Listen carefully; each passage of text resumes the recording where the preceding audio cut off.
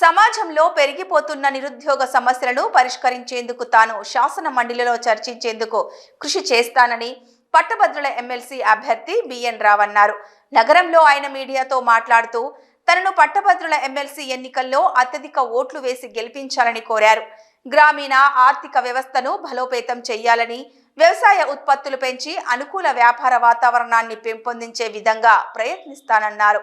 Skill development నిరుద్యోగుల ఆర్థిక సహాయం అందించేలా ప్రభుత్వంతో సంప్రదించి వాటి అమలుకు తన వంతు ప్రయత్నం చేస్తానన్నారు.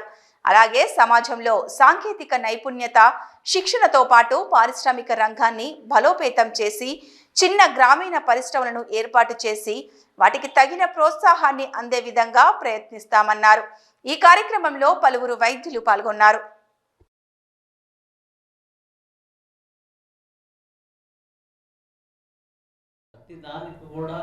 ప్రతిదీ కూడా పండే అంటే సారవంతమైన నేల ఉన్నాయి, రాగడి ఉంది, మట్టి ఉంది, ఇసుక ఉంది, అంటే మామూలు ఎర్రటి నేలలు ఉన్నాయి.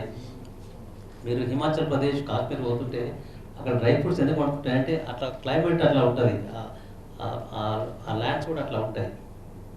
అంటే ఇంత మంచి వసతులు, అన్ని రకాల వాతావరణము, అన్ని రకాల నేల, సారవంతమైన నేల, అన్ని పంటలకు పనికొచ్చే నేల ఉంది. మరి ఎందుకు ఎక్కడ పెరుగుతున్నామంటే ఇది ప్రభుత్వ విధానం, ప్రభుత్వం దగ్గర దృఢమైన సంకల్పం లేదు. ఎడ్యుకేషన్ కూడా వన్ ఆఫ్ ది ఇంపార్టెంట్. ఎడ్యుకేషన్లో కూడా మనం పటిష్టం చేస్తే ఇప్పుడు ఏం జరుగుతుంది తెలుసా మీకు? స్కూల్స్లో విద్యార్థులు సరైన సంఖ్యలో విద్యార్థులు లేరని వాళ్ళకి టీచర్స్ ఇవ్వడం వృధా అని స్కూల్స్ తగ్గిస్తున్నారు.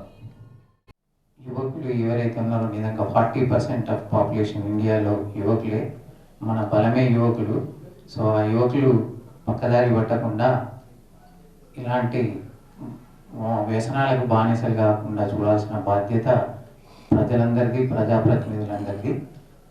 ఇలాంటి నిరుద్యోగ సమస్య మీద కానీ ఇంకా ఇతర సమస్యల మీద మంచి అవగాహన, ఇక ముందు చేయాల్సినటువంటి ఆలోచన, ఎలా చేయాలనేటువంటి ఒక అవగాహన ఉన్నటువంటి వ్యక్తులు చట్టసభల్లోకి వెళ్తే చాలా బాగుంటుంది.